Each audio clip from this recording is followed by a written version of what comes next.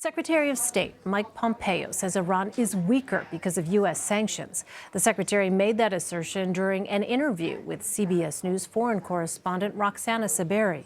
He's currently attending an international summit on the Middle East in Warsaw, Poland. Pompeo also discussed the United States' relationship with North Korea, the battle against ISIS in Syria, and President Trump's response to Saudi Arabia's alleged involvement in the death of Jamal Khashoggi. Here's some of their conversation. The U.S. has been applying a lot of pressure to Iran, withdrawing from the nuclear deal last year, also reimposing sanctions. Have you seen any sign that this pressure is pushing Iran to renegotiate with the U.S.? Their behavior hasn't changed materially. They're weaker. Their economy is a wreck. The Iranian people are very frustrated. 40 years after the revolution, things are much worse for the Iranian people, and we're convinced that will lead the Iranian people to rise up and change the behavior of the regime. In the Middle East, in some conditions that you introduced last year, you said Iran needs to meet these. Yes, Iran needs to meet 12 conditions before the U.S. will be willing to negotiate a new nuclear deal. Why are there no preconditions for North Korea? We've made very clear that these situations are very different. We take each of them where we find them.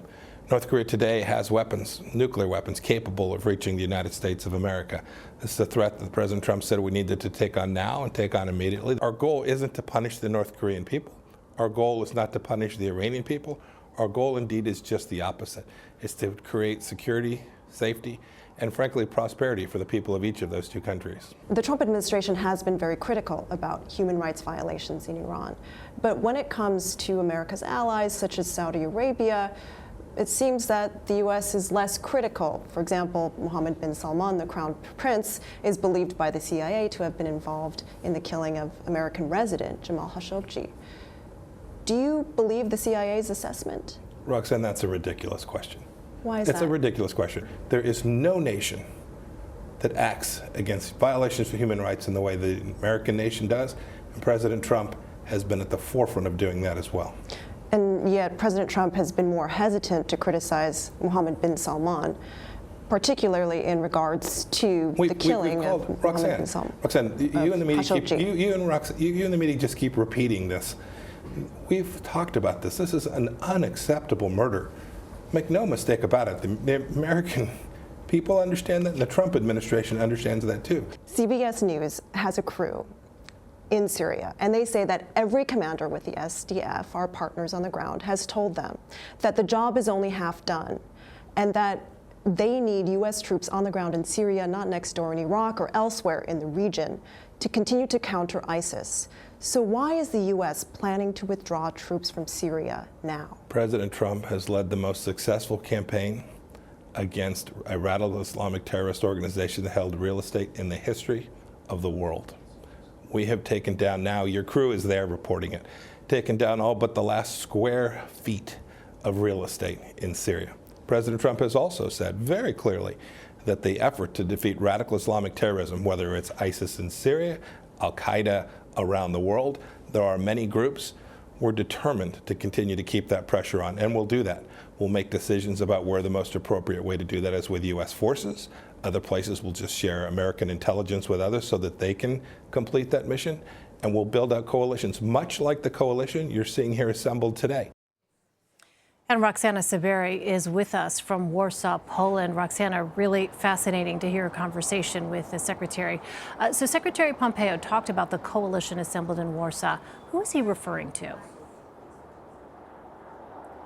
Elaine, delegates from about 60 countries are here in Warsaw for this summit on peace and security in the Middle East.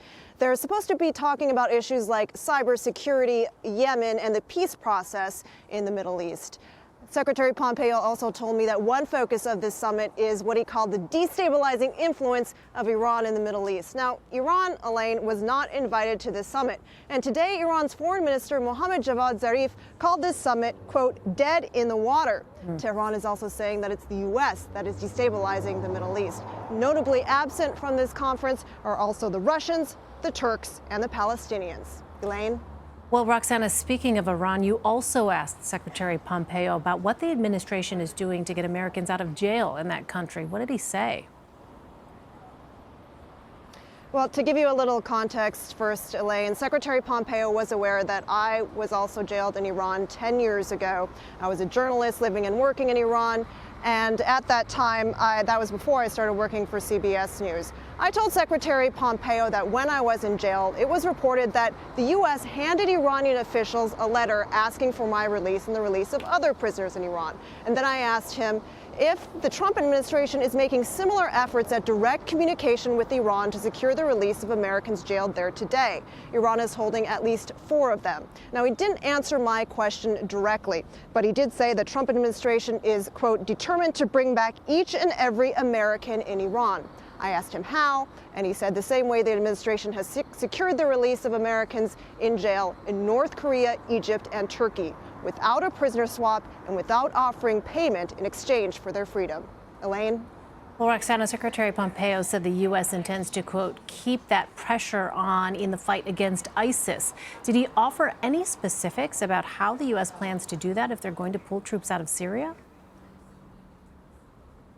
He did not offer specifics. I did ask him if he has secured any commitments from the partners of the U.S. in the coalition to fight ISIS, because he met with those partners last week in Washington, but he would not say. I asked him specifically if the U.S. had secured commitments from those partners to keep troops in Syria or to send troops to Syria once the U.S. withdraws its own troops, but he, again, did not say. Elaine?